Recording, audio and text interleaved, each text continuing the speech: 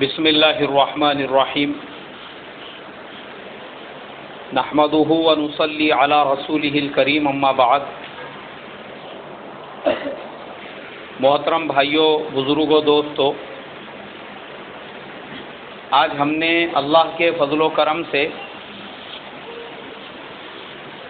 5ویں تراویح مکمل کی، جس میں ہمارا 6واں پارہ پورا اور 7واں پارہ پاؤ، یعنی تقریباً سورہ مائدہ آج مکمل ہو گئی۔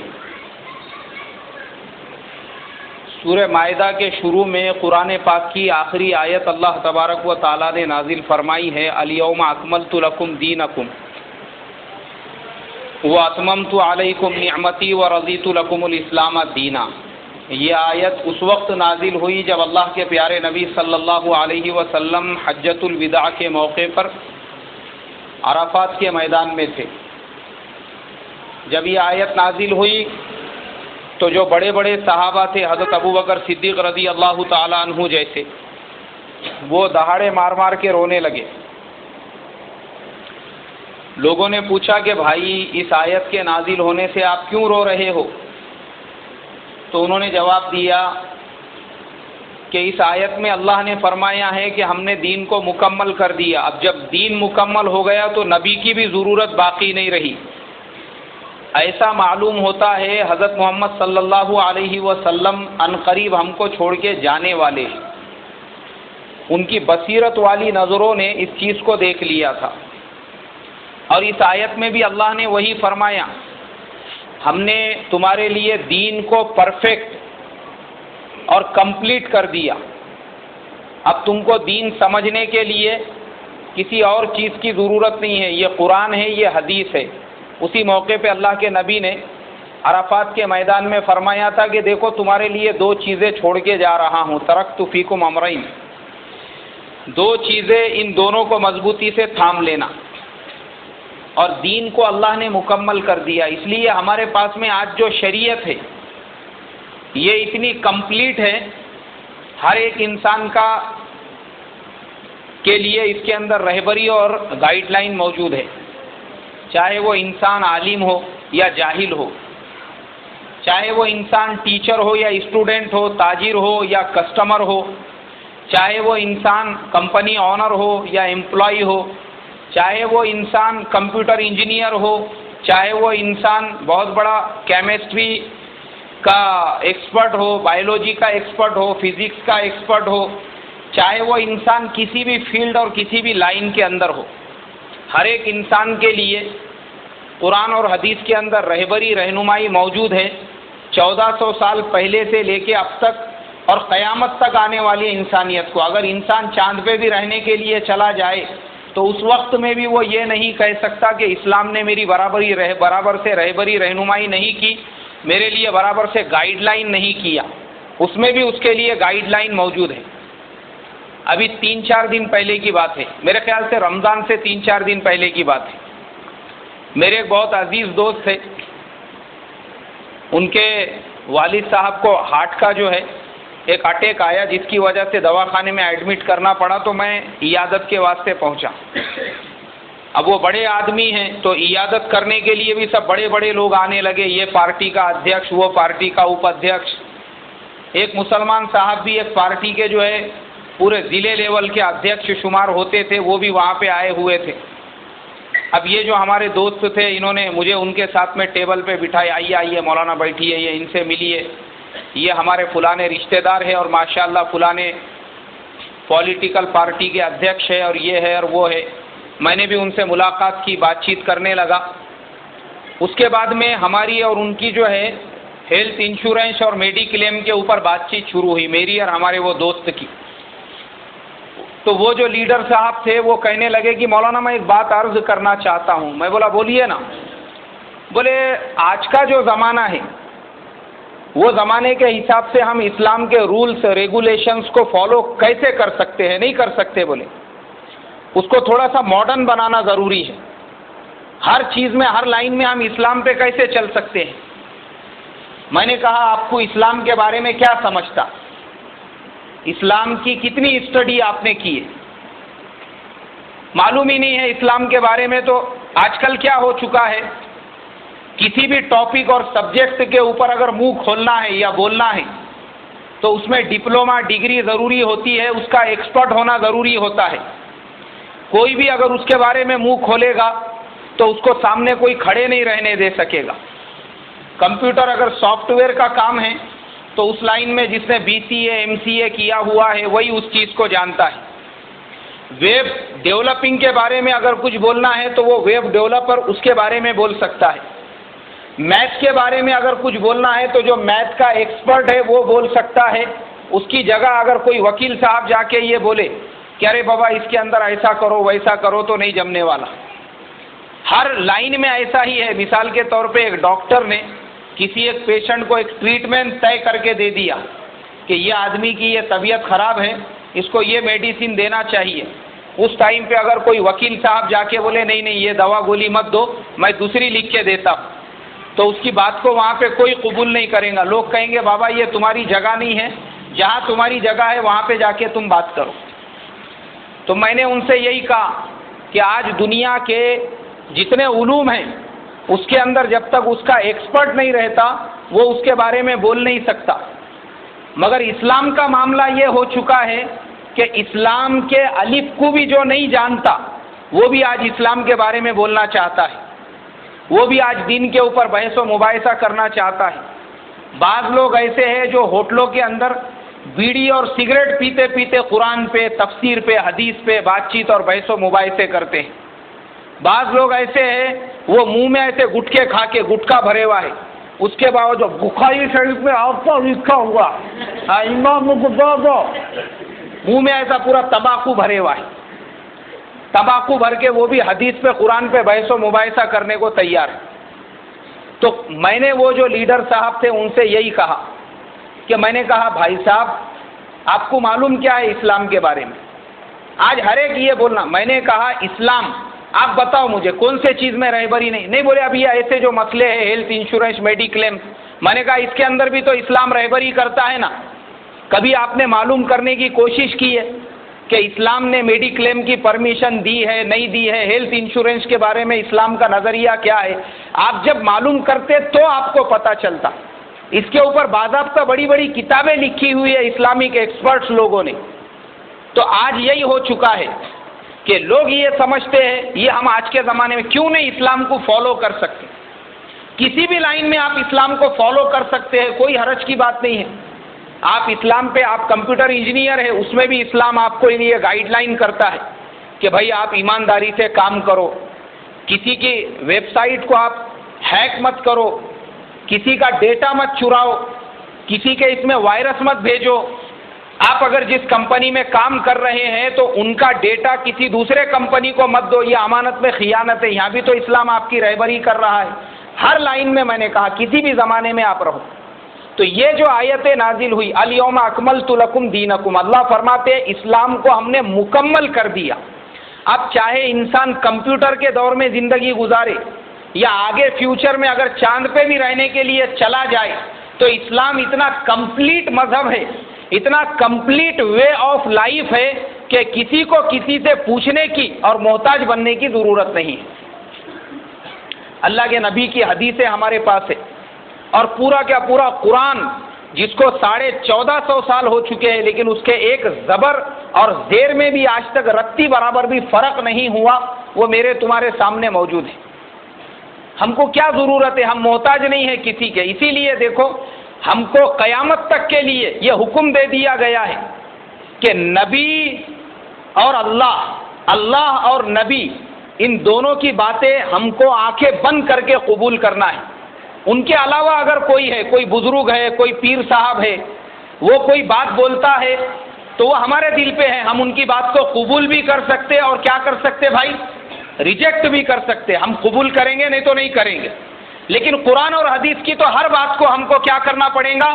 ماننا پڑے گا۔ آج ہمارا مسئلہ کیا ہو چکا ہے مسلمانوں میں؟ یہ جو اتنے فرقے بن گئے، اتنی جماعتیں بن گئی، اس کا ریزن یہ ہے کہ ہم لوگوں نے جو بیسک قرآن اور حدیث ہے اس کو چھوڑ کے ہم نے پیروں کے اسلام پہ، ہم نے شیخ صاحب کے اسلام پہ، ہم نے اپنے بزرگ کے اسلام پہ، ہم نے اپنے اکابر کے اسلام پہ چلنا شروع کر دیے، اور اکابرین اور بزرگوں کی اور پیروں کی ہمارے دلوں میں اتنی زیادہ عظمت آ گئی کہ قرآن اور حدیث سے بھی زیادہ، یہاں تک کہ بعض پیروں کو ہم نے نبیوں سے بھی اونچا مقام دے دیا ہے۔ ابھی رمضان سے پہلے کی بات ہے، ہمارا اصلاح معاشرہ کا جو سبق ہوتا ہے اس کے اندر میں نے ایک صاحب نے ایک اسٹیٹمنٹ دیا تھا، وہ بھی بہت بڑے پیر صاحب ہیں، تو میں نے اپنے بیان میں یہ کہا، میں نے کہا بھائی ہم ان کی بات کو قبول نہیں کرتے، ان کی رائے کے خلاف میں ہماری رائے ہے۔ تو کچھ لوگوں نے مجھے میسج کر کے کہا مولانا وہ تو ایسے ہے، وہ تو ویسے ہے، وہ تو ڈبل پیسے ہے بولے، اور وہ ڈبل پیسے جو ہے اتنی بڑی ہستی ہے، اور آپ نے بولے کہ آپ ان کی بات کو قبول نہیں کرتے۔ میں نے کہا میرے بھائی، ایک ہوتا ہے ان کا ادب، ایک ہوتا ہے ان کا احترام، اور دوسرا ہوتا ہے ان کی بات کو قبول نہیں کرنا۔ ان کا جو ادب ہے، ان کا جو احترام ہے ہمارے دل میں برابر ہے، ہمارے دل میں ان کی عظمت ہے، ہم اپنے آپ کو ان کے پیر کے دھول کے برابر بھی نہیں سمجھتے، لیکن ان کی جو رائے ہے یہ ہمارے اوپر تھوپ نہیں سکتے آپ کہ ہم نے ان کی رائے پہ چلنا یا ان کی بات کو ماننا، یہ ہم کو اسلام نے حق دیا ہے۔ اگر ہم ان کی رائے کے خلاف اگر کوئی لفظ بولتے ہیں اور کسی کو یہ لگتا ہے کہ نہیں ہم ان کی، وہ تو بہت پہنچے ہوئی ہستی ہے، وہ ان کی رائے کے خلاف کیسا رائے دے سکتے، اس کا مطلب یہ ہے کہ آپ نے نبی سے اونچا مقام ان کو دے دیا۔ کس سے اونچا مقام دے دیا بھائی؟ کیونکہ آپ نبی کی بات کے خلاف نہیں بول سکتے، لیکن اس کے علاوہ کسی کے بھی کوئی بھی کسی کی بھی رائے آپ کو نہیں پسند آ رہی ہے، اور ہمارے بزرگوں کے زندگی میں آپ کو ملیں گا۔ امام ابو حنیفہ رحمۃ اللہ علیہ کے 2 شاگرد تھے، امام محمد اور امام ابو یوسف۔ ایک مسئلہ نہیں ہے، ہزاروں مسئلے ایسے ہیں جس میں دونوں شاگردوں نے اپنے استاد کی رائے کو ریجیکٹ کر دیا، نہیں مانتے ہم بڑے امام صاحب کی رائے کو، ہماری رائے یہ ہے، ہماری رائے یہ ہے۔ ابھی میں موٹی بات بتاتا ہوں آپ کو، جیسے نماز کے اندر قرات خلف الامام کا مسئلہ ہے، جس کے اندر ہمارے امام صاحب امام ابو حنیفہ رحمۃ اللہ علیہ فرماتے ہیں کہ کوئی بھی نماز ہو امام کے پیچھے آپ کو خاموش رہنا پڑے گا، اور دلیل دیتے ہیں قرآن سے وَإِذَا قُرِئَ الْقُرْآنُ فَاسْتَمِعُوا لَهُ وَأَنصِتُوا لَعَلَّكُمْ تُرْحَمُونَ۔ لیکن انہی کے جو شاگرد ہیں امام محمد، وہ کہتے ہیں کہ بھائی میرے استاد کی رائے تمام نمازوں کے بارے میں ہے، ٹھیک ہے یہ اپنا ان کا مسلک ہے، لیکن میں ان کے اگینسٹ میں چلوں گا۔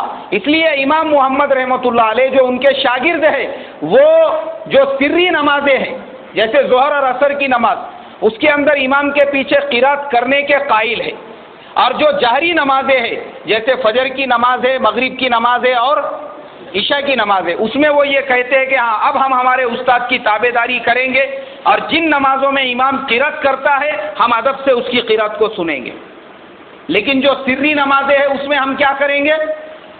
شاگرد نے اپنے استاد کے یعنی استاد کا جو فتویٰ جس بات کے اوپر تھا، شاگرد نے کہا نہیں ہم یہ مسئلے میں نہیں مانتے، اور وہی امام ابو یوسف۔ اس لیے سینکڑوں مسئلے ایسے ہیں جس کے اندر ہم حنفی مسلک کے لوگ امام ابو حنیفہ کی رائے کو الگ کر کے امام محمد کی رائے پہ، کبھی امام ابو یوسف کی رائے پہ، ان کے جو ہے فتوے کے اوپر عمل کرتے ہیں۔ اسی طریقے سے امام شافعی رحمۃ اللہ علیہ وہ خود ایک مسلک کے امام ہیں، اور ان کے شاگرد ہیں امام احمد ابن حنبل رحمۃ اللہ علیہ۔ اب دیکھو استاد اور شاگرد ہیں دونوں بھی، لیکن شاگرد نے استاد کے 50 مسئلوں کے اندر یہ کہا میں ہمارے استاد کی بات کو نہیں مانتا۔ ہاں استاد کا ادب اپنی جگہ پہ، استاد کا ادب اپنی جگہ پہ، استاد کا احترام اپنی جگہ پہ، استاد کی عظمت اپنی جگہ پہ، لیکن مسئلے میں اگر اختلاف آ رہا ہے میں استاد کی بات کو نہیں مانتا، میری یہ مسئلے میں یہ حدیث پہ میں عمل کروں گا۔ اب دونوں استاد شاگرد ہیں، مگر آپ کو سن کے حیرت ہوگی کہ دونوں کے مسلک الگ الگ ہو چکے ہیں۔ کیا الگ الگ ہو چکے ہیں بھائی؟ جو ہمارے 4 امام ہیں جن کو ہم مانتے، امام مالک رحمۃ اللہ علیہ، امام ابو حنیفہ، امام شافعی، اور چوتھے امام احمد ابن حنبل، یہ دونوں استاد شاگرد ہیں، امام شافعی، احمد ابن حنبل، لیکن شاگرد نے استاد کی رائیوں سے اتنا زیادہ اختلاف کیا کہ شاگرد کا اپنا ایک الگ مسلک بن گیا۔ تو ہمارے بڑوں نے، ہمارے بزرگوں نے ہم کو یہی سکھایا ہے کہ دیکھو ادب یہ تمہارے دل میں ہونا ضروری ہے، احترام یہ تمہارے دل میں ہونا ضروری ہے، لیکن ہر بات کے اوپر منڈی ہلا کے ایسا جو کولو کا بیل رہتا جی جی جی، ہاں جی جی جی، یہ صرف آپ نبی کے سامنے بول سکتے ہیں، نبی کے علاوہ کسی کی بھی رائے سے آپ کو اختلاف کرنے کا حق ہے، کیونکہ اگر تم ان کی رائے سے اختلاف نہیں کر رہے ہو اس کا مطلب یہ ہے کہ تم نے نبی سے بھی اونچا ان کو کیا دے دیا، مقام دے دیا، مرتبہ دے دیا۔ اور صحابہ کے زمانے میں عورتوں نے حضرت عمر کے زمانے میں حضرت عمر فاروق رضی اللہ تعالیٰ عنہ جمعے کا خطبہ دے رہے ہیں، اور جمعے کے خطبے میں حضرت عمر نے کہا، لوگوں یہ جو لوگ اپنے بیویوں کے بڑے بڑے مہر باندھتے ہیں یہ زیادہ لمبے چوڑے مہر نہ باندھے، اور وہ لوگ جنہوں نے زیادہ زیادہ مہر دے دیا ہوا ہے عورتیں ان مہروں کو واپس کرنے کی کوشش کریں۔ اب جمعے کا خطبہ ہو رہا ہے، بیچ میں سے ایک عورت کھڑے ہو گئی بیان کے بیچ میں، خطبے کے بیچ میں، اور کہا کہ عمر تمہاری بات قرآن پاک کو کراس کر رہی ہے۔ کس کو کراس کر رہی ہے؟ بولے قرآن کو کیسے کراس کر رہی ہے؟ قرآن میں اللہ تعالیٰ نے کیا فرمایا؟ قرآن میں اللہ تعالیٰ نے کیا فرمایا؟ بولے کیا فرمایا؟ بولے اللہ تعالیٰ نے فرمایا احداہم قنطارا فلا تأخذوا منہ شیئا اتأخذونہ بہتانا واثما مبینا۔ اگر تم میں سے کسی نے اپنی بیوی کو ایک قنطار کے برابر بھی دے دیا ہے تو بھی اب اس میں سے واپس نہیں لے سکتا، اور تم بول رہے ہو کہ لمبے لمبے مہر مت باندھو، اور جس نے زیادہ مہر دے دیا ہے وہ اپنے بیویوں سے وہ مہر کیا کرے بھائی؟ واپس لے۔ اور قرآن میں اللہ تعالیٰ ایسا کہہ رہے ہیں۔ اب دیکھو وہ فاروق اعظم جمعہ کا خطبہ دے رہے ہیں اور ایک عورت نے بیچ میں کھڑے رہ کے ان کو جو ہے روک دیا، ٹوک دیا۔ ناراض نہیں ہوئے وہ، کیونکہ وہ اپنے آپ کو نبی نہیں سمجھتے تھے۔ کیا نہیں سمجھتے تھے بھائی؟ ہاں نبی نہیں سمجھتے تھے۔ ناراض نہیں ہوئے بلکہ اپنی گردن جھکا لی اور سر اوپر کر کے کہا عورت کی بات 100% صحیح ہے، عورت کی بات جیت گئی اور مرد کی بات کیا ہو گئی بھائی؟ ہار گئی۔ میں اپنی بات کو واپس لیتا ہوں، اس عورت نے جو کہا ہے اس کی بات بالکل صحیح ہے۔ یہ تھے حضرت عمر فاروق رضی اللہ تعالیٰ عنہ۔ تو اس کے لیے قرآن میں اللہ نے جو فرمایا کہ ہم نے دین کو مکمل کر دیا، اب دین ہمارے پاس مکمل ہو چکا ہے، اس میں ہم کو اور دوسری طرح سے کچھ ایڈ کرنے کی، ریموو کرنے کی، اس کو اور دوسری طرح سے تھوڑا سا ایڈٹ کرنے کی اب ضرورت نہیں رہی۔ کمپلیٹ اسلام آج ہمارے پاس میں ہے، کمپلیٹ اسلام۔ ہم کو کسی پیر کے، کسی بزرگ کے، ان کی بات کو ماننا ضروری ہے اپنی جگہ پہ، لیکن قرآن حدیث سے اگر کسی کی رائے خلاف جاتی ہوں گی ہم اس پہ عمل نہیں کریں گے۔ ہم عمل کریں گے تو کس پہ عمل کریں گے بھائی؟ قرآن پہ عمل کریں گے یا پھر کس پہ عمل کریں گے؟ صحیح حدیث کے اوپر عمل کریں گے۔ ابھی ایک اور بات یاد آ گئی مجھے، شاید میں نے پچھلے جمعہ میں وہ کھانے کی سنتوں کے بارے میں بتایا تھا، تو ہمارے ایک ساتھی نے مجھ سے کہا مولانا دیکھو اردو کتاب میں تو ایسا ایسا لکھا ہوا ہے۔ اب وہ اردو کتاب میں جب میں نے دیکھا تو وہ اردو کتاب میں لکھا ہوا تھا کہ حضور کی سنت ہے 1 زانو بیٹھنا، 2 زانو بیٹھنا، نہیں تو 3 زانو بیٹھ کے کھانا کھانا، بولے وہ اردو کتاب کے اندر لکھا ہوا ہے۔ اور نیچے انہوں نے حدیث کا حوالہ بھی ٹھوک ڈالے، ابن ماجہ حدیث نمبر 3263۔ میں بولا یار میں نے بھی سیاہ ستہ پڑھا ہوا ہوں، میرے کو تو کہیں حدیث میں یہ حدیث نہیں ملی۔ اب دیکھو وہ اردو ترجمہ کچھ اور لکھا ہوا ہے، حدیث کا حوالہ کچھ اور۔ میں نے ابن ماجہ شریف کو کھولا اور کھول کے جب اس میں حدیث نمبر 3263 کو دیکھا تو اس کے اندر لکھا ہوا تھا اللہ کے پیارے نبی صلی اللہ علیہ وسلم اکڑو بیٹھ کے کھانا کھایا کرتے تھے۔ کیسے بیٹھ کے کھانا کھایا کرتے تھے؟ ہاں، مگر ہمارے ہندوستان کے ترجمہ کرنے والے نے ٹھوک ڈالا اپنی طرف سے، اس میں اور 2-4 چیزیں بڑھا دیا، اور میں حیرت کرنے لگا کہ وہ کتاب ہمارے یہاں مکتبوں میں بچوں کو پڑھائی جاتی ہے۔ اسی وجہ سے ہمارے ہندوستان والوں کو اتنی ملاوٹ کرنے کی عادت ہے، ہر چیز میں ملاوٹ۔ نوکیا کمپنی کا نیا موبائل ابھی لانچ نہیں ہوا کہ وہاں کیا نام ہے بامبے میں وہ ایریا جہاں ڈپلیکیٹ سامان بنتا ہے، وہ وہاں پہ ابھی وہ لانچ نہیں ہوا کہ وہاں پہ 1 ہفتے کے اندر جو ہے الاس نگر کے اندر وہ پورا اس کا ڈپلیکیٹ آ جاتا ہے۔ نیا ابھی کمپنی نے گیلیکسی S7 X6 کو ابھی لانچ بھی نہیں کی کہ उल्लास नगर में 8 दिन के बाद मिलना शुरू हो जाता है। हर चीज का डुप्लीकेट हिंदुस्तान के अंदर मौजूद है। हमको आदत पड़ गई हुई है मिलावट करने की हर चीज में। तो हमने दीन में भी इतनी मिलावट कर दी है भी है, हमने तर्जुमों में, ट्रांसलेशनों में भी अपनी तरफ से ठोकम ठाक ऐसा कर दिया, जिसकी वजह से आज हमारे हिंदुस्तान के उलमा को अरब के अंदर कोई जर्रा बराबर भी कोई इसकी नज़र से नहीं देखता। हिंदुस्तान में सिर्फ एक आलिम ऐसे थे, हजरत मौलाना सैयद अबुल हसन अली नदवी, मौलाना अली मियाँ साहब, जिनको अरब मुल्कों के अंदर इज्जत की नज़र से देखा जाता है, शराफत की नज़र से देखा जाता है। उसके अलावा अब हम चाहे हिंदुस्तान में पोस्टर पे उनको शेखुल अरब वल आजम या शेखुल हिंद और शेखुल इस्लाम कितने भी बड़े बड़े खिताब दे दो, उनकी किताबों को अरब मुल्कों ने रिजेक्ट कर दिया। बाज़ मुल्कों में पाबंदी लगा दी उनके ऊपर। क्यों? यही हमारे यहाँ मिक्स करने की वजह से। अब देखो ना, इतनी बड़ी मिलावट उसमें, बच्चों को वो किताब निसाब में पढ़ाई जा रही है। हदीस में कहीं पे भी 1 जानू 2 जानू 3 जानू 4 जानू का लिखा हुआ नहीं है। इन्होंने अपनी तरफ से तर्जुमे में ठोक डाले उसके अंदर उर्दू में, और हवाला भी दे दिए इब्ने माजा का पूरे डेरिंग और सीना जोरी के साथ में। इसीलिए आप अगर हज वगैरह के लिए जाएंगे तो अरब में ऐसे फ्री में किताबें तकसीम होती हैं, उसमें उर्दू किताबें भी होती है, लेकिन एक भी आपको हिंदुस्तानी आलिम की या हिंदुस्तान वालों की नहीं मिलेंगी। क्यों? इस वजह से कि उनको मालूम है हिंदुस्तान वालों को काहे की आदत है, मिलावट करने की। अरे तुम सीधा सीधा तर्जुमा करो ना, जो हदीस में लिखे हुआ है वही translation word to word same to same करो ना अपनी तरफ से। क्या जरूरत है तुमको लोगों को मिला के समझाने की। इस वजह से मेरे मोहतरम बुजुर्गों, कुरान में अल्लाह ने कहा कि दीन को हमने मुकम्मल कर दिया। तो जो दीन कुरान में है और जो दीन हदीस में है वही दीन हमारे लिए सही रहबरी और रहनुमाई का जरिया है। अल्लाह मुझे आपको सही और हकीकी इस्लाम पे अमल करने की तौफीक अता फरमाए। अब किसी का सवाल है तो वो पूछिए।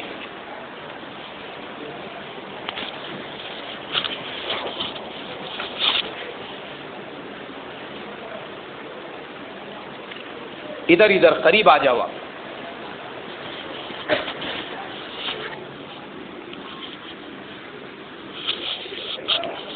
जी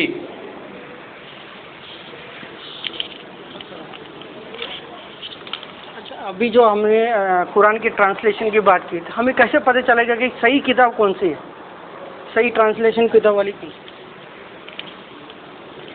अभी हमारे अब्दुल अलीम भाई ने ये सवाल किया है कि मौलाना आपने ये बताया कि कुरान पाक का सही तर्जुमा कौन सा है जिसको देख के हम पढ़ सके, उसकी स्टडी कर सके। देखो, हमारे हिंदुस्तान के अंदर बहुत से लोगों के तर्जुमे लिखे हुए हैं, सैकड़ों तर्जुमे हैं, उर्दू के अंदर भी इंग्लिश के अंदर भी। उर्दू में अगर आपको तर्जुमा पढ़ना है तो हमारे हज़रत थानवी रहमतुल्लाह अलैह का तर्जुमा है, हज़रत शेखुल हिंद मौलाना महमूदुल हसन गंगोही रहमतुल्लाह अलैह का तर्जुमा है, और एकदम आसान जो तर्जुमा हिंदी में भी है वो फ़तेह मोहम्मद साहब जालंधरी का तर्जुमा है। और ख़ुद मेरा अपना पर्सनल जो मुताला है, मैं मौलाना फ़तेह मोहम्मद साहब जालंधरी के तर्जुमे में ही पढ़ता हूँ। उसका रीज़न ये है, इतना आसान और वर्ड टू वर्ड उन्होंने तर्जुमा किया हुआ है कि उसको कोई आम आदमी भी अगर पढ़ेगा तो उसके भी वो समझ में आ जाएगा। तो ये बहुत सारे तर्जुमे हैं, लेकिन ये आसान आसान तर्जुमे जिसको आप पढ़ सकते हैं। उसके अलावा इंग्लिश में अगर पढ़ना है तो एक नौ मुस्लिम थे, अंग्रेज, जो बाद में मुसलमान हो गए थे, उनका नाम था मोहम्मद पिक्तल। उनका इंग्लिश में जो तर्जुमा है पूरे वर्ल्ड वाइड सबसे मोतबर और सबसे अच्छा समझा जाता है, वो आप इंग्लिश में पढ़ सकते हैं। और किसी का सवाल?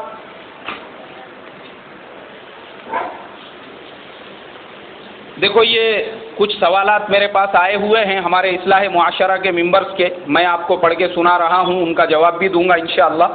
जब तक आप में से किसी के जहन में आए तो बाद में वो भी पूछ सकते हैं। बॉम्बे से मोहम्मद जमील साहब ने पूछा है कि मौलाना साहब, आजकल हर जगह पे वेस्टर्न टॉयलेट है, तो ऐसे वेस्टर्न टॉयलेट में हम लोग पैंट पहनने वाले लोगों को बैठ के पेशाब करना मुश्किल है और बैठने की कोई गुंजाइश भी नहीं होती है, क्योंकि ऑलरेडी वो ऐसा बना हुआ होता है जिसमें आप सिर्फ खड़े रह के तहारत कर सकते हैं, इस्तिंजा कर सकते हैं। तो ऐसी हालत में हमने क्या करना चाहिए? हमारे मोहम्मद जमील साहब और दूसरे सुनने वाले ध्यान में रखें, पेशाब खड़े रह के करने का नुकसान एक तो ये है कि उससे बदन पे छींटे आते हैं। उलमा ने लिखा हुआ है मजबूरी है حضرت مولانا خالد سیف اللہ رحمانی نے کتاب الفتاوی میں لکھا ہوا ہے، میں نے ان کے مسئلے کے لیے تحقیقات کیا تو، کہ مجبوری ہے، اب کوئی جگہ نہیں ہے اور وہی بنے ہوئے ہیں ویسے، تو اب آپ کھڑے رہ کے کر رہے ہیں، طہارت استنجا تو ہو جائے گا لیکن مکروہ ہوگا۔ کیسا ہوگا بھائی؟ وہاں پہ اگر بیت الخلا بنا ہوا ہے، آپ کوشش کریں اس میں جا کے بیٹھ کے پیشاب کرنے کی، لیکن نہیں کر سکتے، اب وہیں پہ وہی جگہ ہے تو کر لے، کوئی حرج نہیں ہے، لیکن وہ مکروہ ہوگا، اور کوشش کرے پیشاب کے چھینٹوں سے بچنے کی۔ کائی کی کوشش کریں گے؟ چھینٹوں سے بچنے کی۔ دوسرا سوال یہ محمد انجم دریا پور ضلع امراوتی سے انہوں نے پوچھا ہے کہ مولانا میرا گھر بہت پرانا ہو چکا ہے، کویلو کا مکان ہے، بارش میں پورے گھر میں پانی وغیرہ آتا ہے، اور کوئی مجھے حلال طریقے سے قرض نہیں دے رہا ہے، اس کی کوئی گنجائش نہیں ہے، لیکن میں ہوم لون لے سکتا ہوں، تو بتائیے کیا میں ہوم لون لے سکتا ہوں کیا؟ میں نے اس سے پہلے مسئلے میں بتایا ہوا ہوں دوسری تراویح کے اندر کہ وہ آدمی ہوم لون لے سکتا ہے جو ایک دم مجبور ہے اور اس نے حلال طریقے سے ادھر ادھر سے کوشش کی لیکن کوئی دینے تیار نہیں ہے، اور گھر نہیں بنائیں گا تو دیواریں ٹوٹ کے بدن پہ گرنے کا ڈر ہے، یا بارش میں پانی گھر میں آنے کا اگر اندیشہ ان کو ہے تو وہ ہوم لون لے سکتے ہیں۔ تیسرا سوال یہ ہمارے ایک بھائی ہے، انہوں نے کہا میرا نام مت ظاہر کیجئے، انہوں نے لکھا ہے کہ ہمارے نانا کو بہت سارے لوگ زکوٰۃ دیتے ہیں، اور وہ نانا گھر پہ لا کر اس کا سامان وغیرہ لے کر آتے ہیں جسے ہم لوگ بھی کھانے پینے میں استعمال کرتے ہیں، تو کیا یہ ہمارے لیے صحیح ہے؟ یہ بھی جواب میں کل دے چکا ہوں کہ دیکھو جسے آپ زکوٰۃ دے رہے ہیں، مثال کے طور پہ آپ کے نانا کو جو زکوٰۃ مل رہی ہے تو نانا وہ زکوٰۃ کے مالک بن چکے ہیں، اب وہ نانا اگر گھر میں لا رہے ہیں، اب وہ زکوٰۃ کا پیسہ نہیں ہوا، وہ کس کا پیسہ ہو گیا؟ نانا کا پیسہ ہو گیا، کیونکہ نانا اس کے مالک بنے ہوئے ہیں، تو نانا اگر وہ پیسوں سے گھر کی ضروریات کا سامان لا رہے ہیں تو آپ لوگوں کو کھانے میں کوئی حرج نہیں ہے، وہ آپ کے لیے زکوٰۃ نہیں ہوگا۔ تیسرا سوال محمد عمران مومن عمرج، انہوں نے پوچھا ہے کہ مولانا میرا ایک جگہ سے 5 لاکھ روپے قرضہ آنا ہے، 2-4 سال سے ہے، امید ہے کہ وہ قرض آنے والا ہے، تو اس کی زکوٰۃ کا کیا مسئلہ ہے؟ قرض کی زکوٰۃ کے بارے میں بھی علماء نے یہ لکھا ہوا ہے کہ جب وہ پیمنٹ آپ کے ہاتھ میں آ جائے، ہینڈ اوور ہو جائے، اس کے بعد میں جتنے سالوں کی اس پہ زکوٰۃ رہیں گی اس کے بعد آپ زکوٰۃ ادا کریں گے۔ تیسرا سوال یہ 2 لوگوں نے ایک ہی سوال پوچھا ہے، ایک تو مشتاق شیخ صاحب ہیں ناسک سے، اور دوسرے ہمارے ایک دوست ہیں فاروق باغبان چندن نگر سے۔ دونوں نے پوچھا کہ بھائی مولانا بہت سارے لوگ سحری کے ٹائم پہ اذان تک کھاتے رہتے ہیں، اس کا کیا حکم ہے؟ دیکھو کھانے کا مسئلہ اذان سے کوئی ریلیٹڈ نہیں ہے، کھانے کا مسئلہ ہے ٹائمنگ سے ریلیٹڈ۔ کیسے ریلیٹڈ ہے بھائی؟ ٹائمنگ سے۔ اگر تمہارے سحر کا ٹائم اذان کے برابری میں ہو رہا ہے، ادھر سحر کا وقت ختم ہوا ادھر اذان شروع ہو گئی تو کوئی حرج نہیں ہے، تب تک کھا سکتے ہیں۔ لیکن اگر سحر کا وقت ختم ہو گیا اور 10 منٹ بعد اذان ہو رہی ہے تو وہ جو 10 منٹ کا گیپ ہے اس میں آپ کو کھانے کی اجازت نہیں ہے۔ اگر ایسا کھائیں گے سحر کا وقت ہونے کے بعد میں بھی تو حضرت مولانا خالد صاحب نے لکھا ہے اس کا روزہ نہیں ہوگا اور اس کو دن بھر بھوکوں کی طرح سے رہنا پڑے گا، اور رمضان کے بعد اس روزے کی قضا بھی کرنا پڑے گی۔ اس لیے ٹائمنگ کے بارے میں ہم تھوڑا سا کیا کریں گے بولو؟ احتیاط برتیں گے، کریں گے انشاءاللہ۔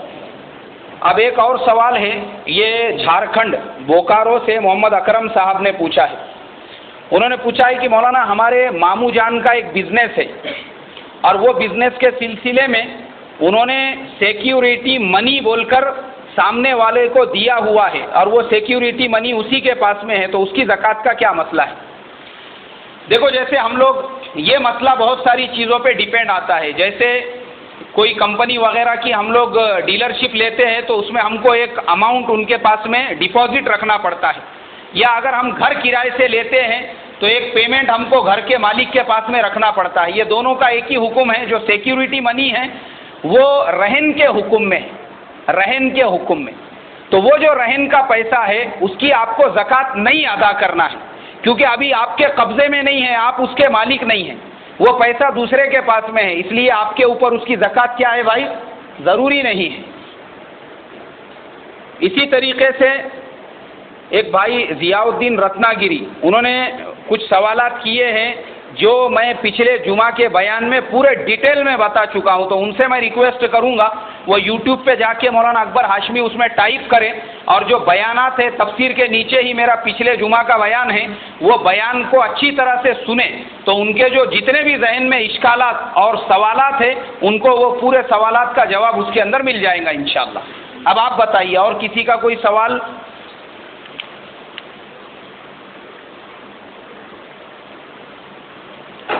اچھا، کل ایک نوجوان نے ٹی شرٹ کے پرنٹنگ کے بارے میں مسئلہ پوچھے تھے تو میں نے آج اس کی بھی اسٹڈی کیا ہوں، مطالعہ کیا ہوں۔ مولانا خالد صاحب نے اس کے بارے میں بھی یہ لکھا ہوا ہے ڈیٹیل میں کہ تصویر کے بارے میں کہ جو فریم بنانے والا ہے، جیسے تصویر کے بہت سارے لوگ فریم بناتے ہیں تو انہوں نے اس کے بارے میں لکھا ہے کہ کوئی جاندار کی تصویر کا فریم بنانا بھی حرام اور ناجائز ہے، وہ گناہ کے کاموں میں تعاون ہے۔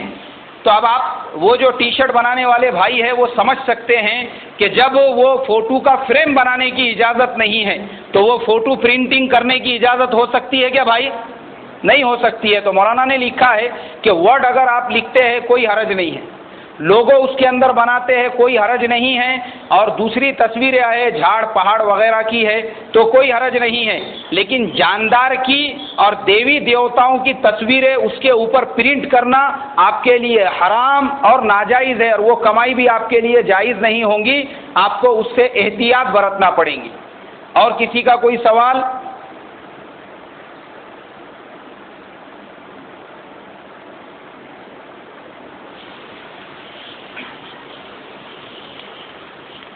ٹھیک ہے، اللہ مجھے آپ کو عمل کی توفیق عطا فرمائے۔